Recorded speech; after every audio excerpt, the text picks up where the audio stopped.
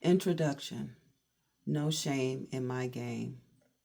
Like so many other young girls, I grew up wanting to be famous. I watched television and dreamed about the Beverly Hills lifestyle seen in all my favorite films.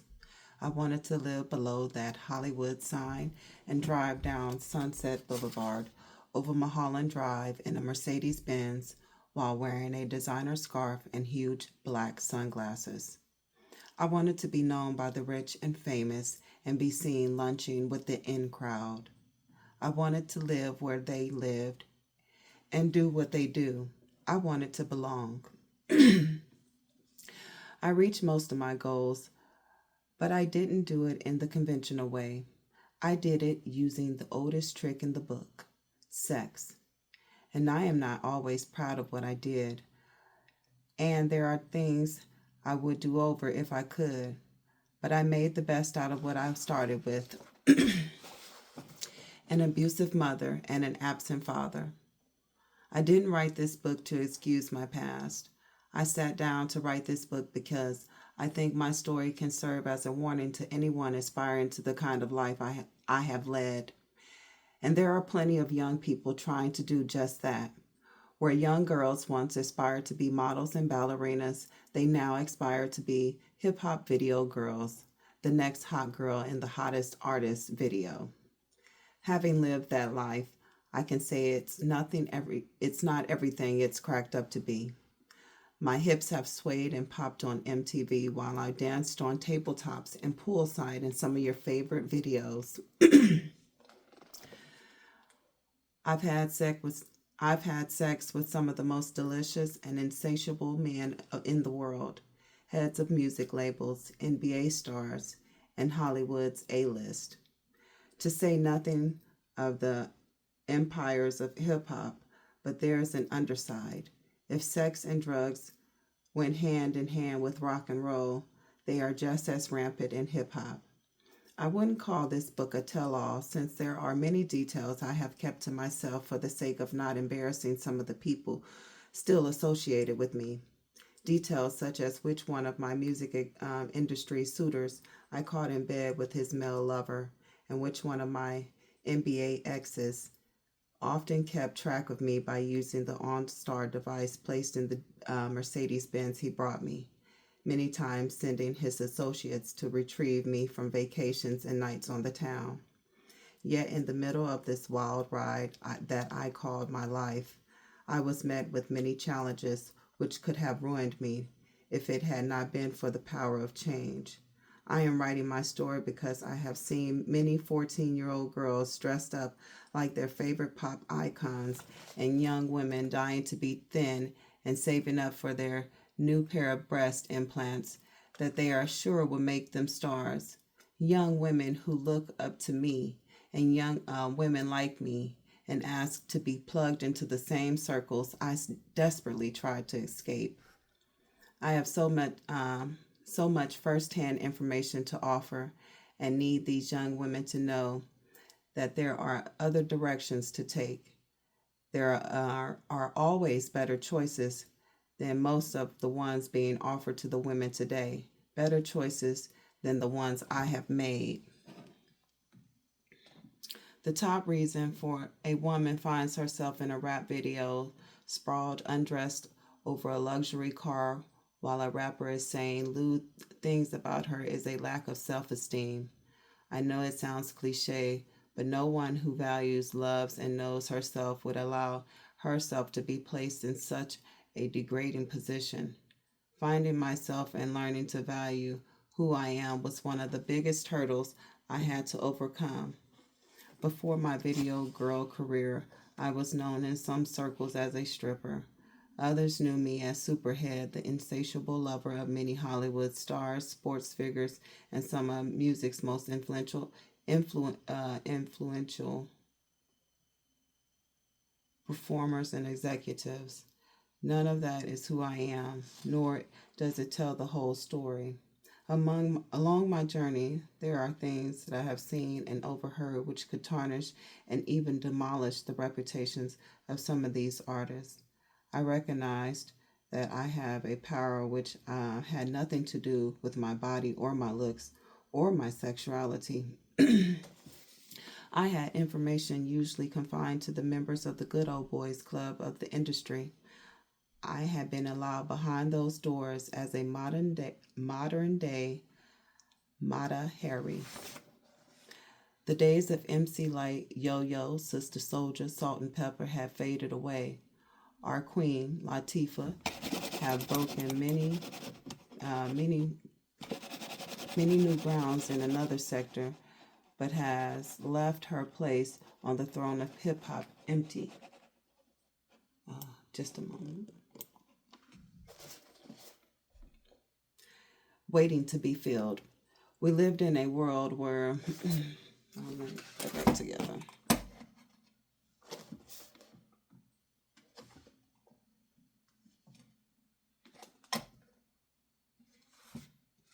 Okay. Where was I?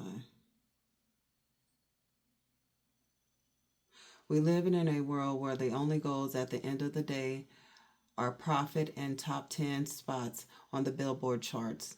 Members of the industry are being rewarded for selling the most records, destroying in the process the most beautiful thing about us as a culture, our girls and young women.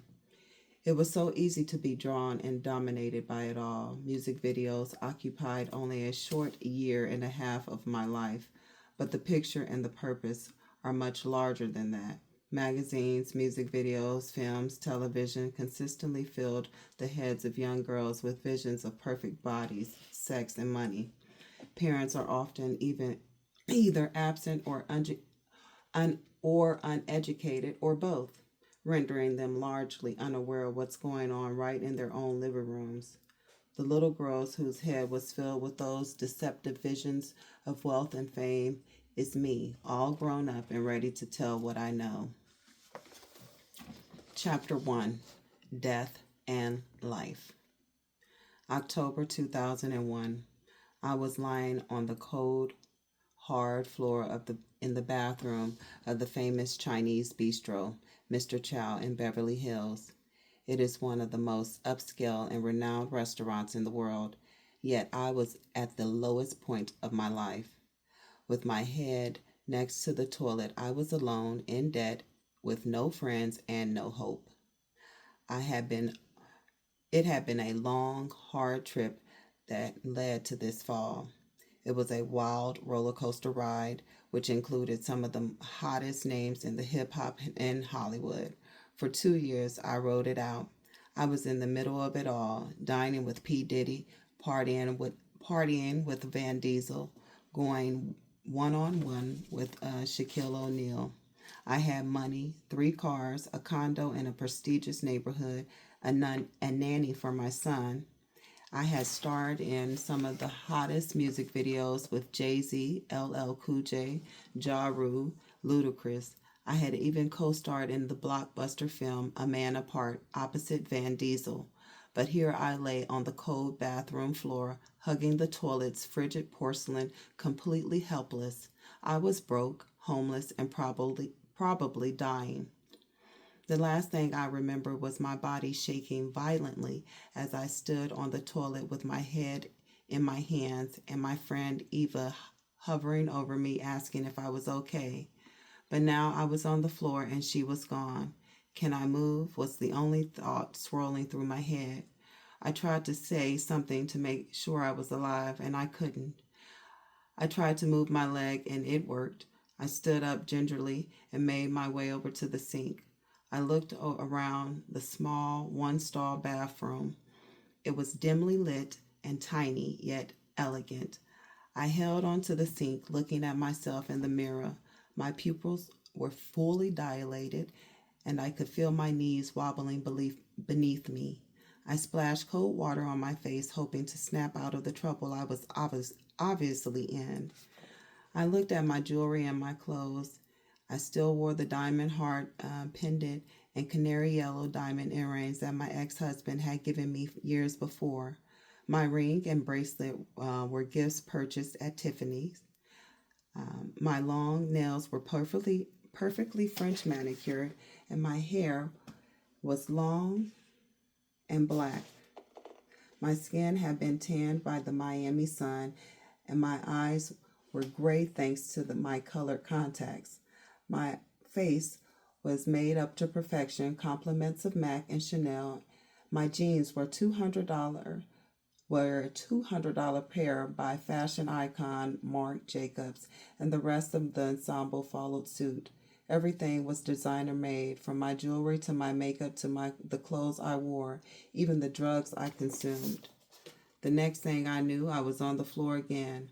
When I came to from another bout of convulsions, my tongue was swollen and bloody, and I crawled up from the floor and made my way back to the sink to splash more water on my face. I desperately wanted someone to walk in and help, but no one came. I began to panic with thoughts of the late actor River Phoenix racing through my head. Thoughts of him seizing outside the vapor room not too far from where I was on Sunset Boulevard right before dying. I thought of how awful it would be if I died in the bathroom at Mr. Chow. I thought of the irony of it all, of the paparazzi waiting outside for Nicolas Cage and LL Cool J, who were both in the dining area eating with friends. I thought of how pretty and rich I looked, yet my life had become ugly and poor. But the most prominent thought was of my son, Naeem. My nanny hadn't seen me in months, and I had no idea how to find me. No one even knew my real name or where I lived or who my family was or where I came from. To them, my name was Yazette, a name that I had made up when I was 16 during my years as a stripper. I thought of Naeem and wanted to live. I thought if I screamed his name as loud as I could, God would hear me and allow me another chance at being a mother. God had to know that despite everything I had done until this point, I loved my son and wanted to do right by him. I stumbled to the bathroom door, opened it, and began to scream his name into the stairwell and led downstairs to the main dining area of the restaurant. I screamed his name over and over until my voice was gone. No one heard me. I stumbled back into the bathrooms to splash more water on my face, hoping the water alone would be enough to reverse what I had done. My heart was racing, and its beat was all I could hear in my head. There were sweat beads on my face, and my mouth was dry and my vision blurred. My body went into convulsions 3-4 more times, each time landing me on the cold, hard tile. No one was there for me, and I was going to die alone.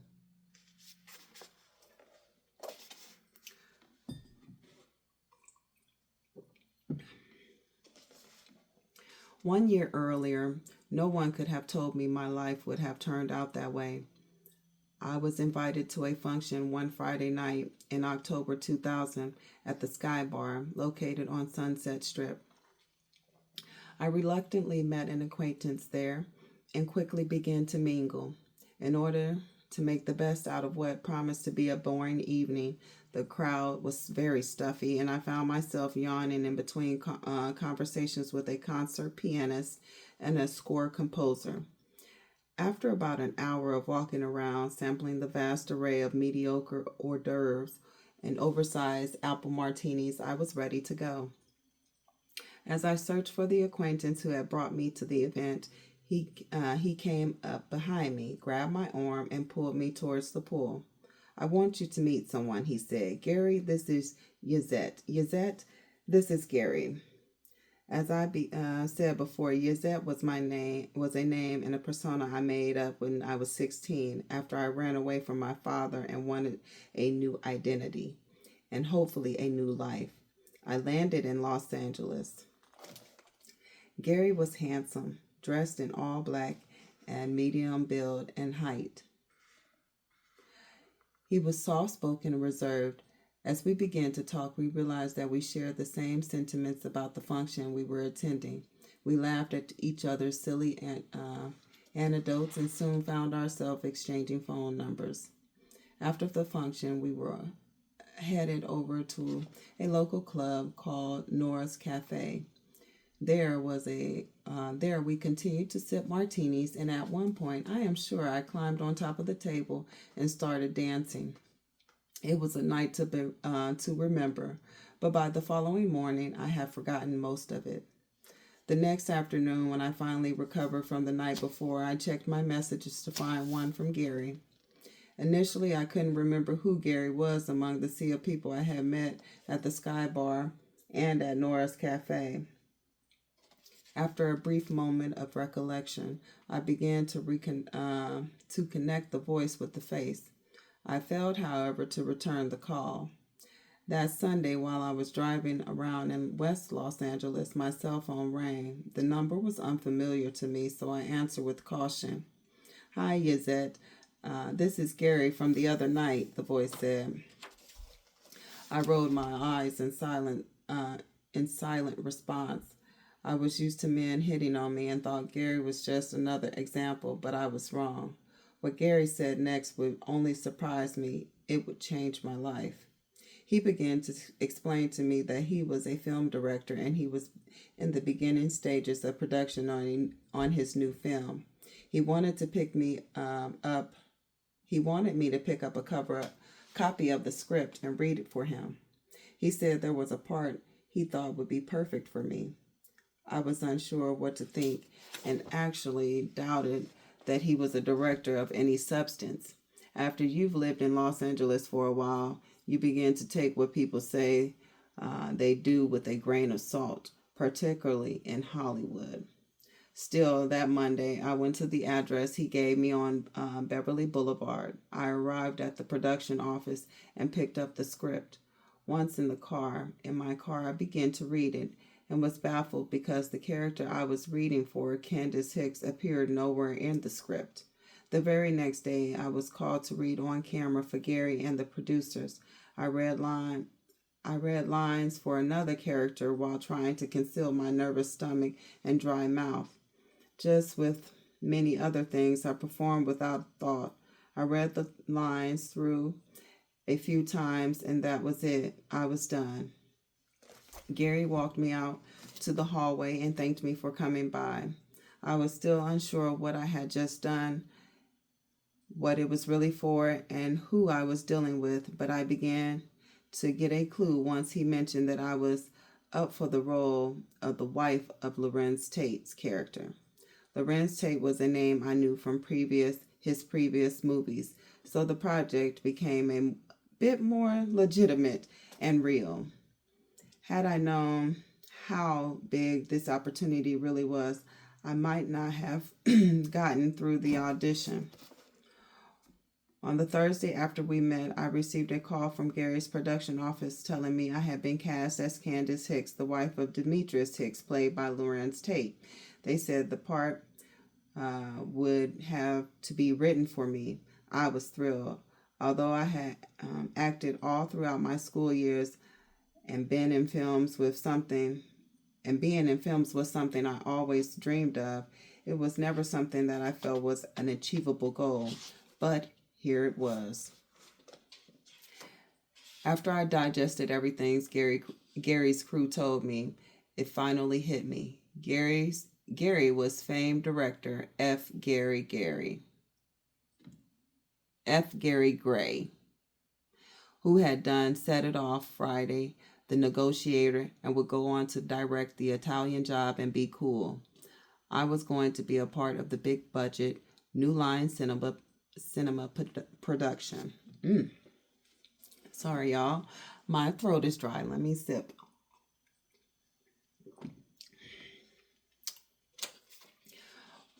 When I left my sad life and ran to Los Angeles, I had no idea of what I would be doing. I had no idea how I was going to survive. For me, being a part of a film was much more than surviving. It was a move toward succeeding. On the following Monday, just a week and a half after meeting Gary, I showed up for the first table reading with the entire cast. Gary sat at the head of the table and Lorenz sat directly across from me. I didn't recognize many of the actors there, but was secretly drawn to a tall, muscular man sitting directly to my right. His voice was overwhelmingly powerful, yet his demeanor was gentle. From time to time, his shoulder brushed against mine, and I would get a rush. My attraction to this man was strong. His name was Van Diesel. Coincidentally, my first film shoot would take place just a few blocks away from the house where I'd shot my first music video. We began shooting a man apart at Zuma Beach in Malibu. I awakened at 3 in the morning and got into my car to drive to the set. I glided into Malibu by way of the well-known picturesque calm of the Pacific Coast Highway, with the windows in my car down so I could feel the air brisk and moist with dew. I was blasting my radio and sang along loudly with every song during the 1 hour drive from my condo. I arrived on the set and headed directly to the catering truck for the breakfast burrito, then sat in the chair in the hair and makeup trailer. I was officially an actress. I felt that everything I had done up until that point, everything that had happened to me, from my abusive childhood, the rape, being a teen runaway, the stripping and not stopping me or beating me, I had reinvented myself. I was moving on and hopefully moving up. Perhaps when one has a difficult start in life, the universe has a way of balancing everything out. I do believe that every cloud has a rainbow and a silver lining. I had many, many clouds, more than most.